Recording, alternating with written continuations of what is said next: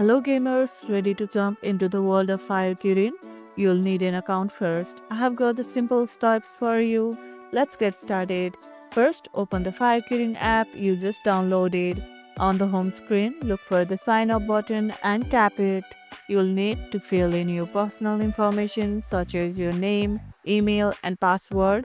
Make sure your password is strong. Once you have filled everything in, tap Create Account to proceed.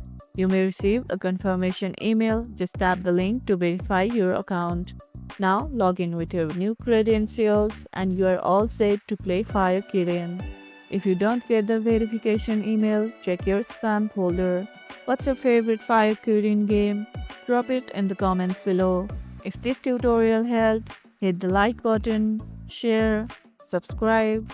Thanks for watching and I'll see you in the next video.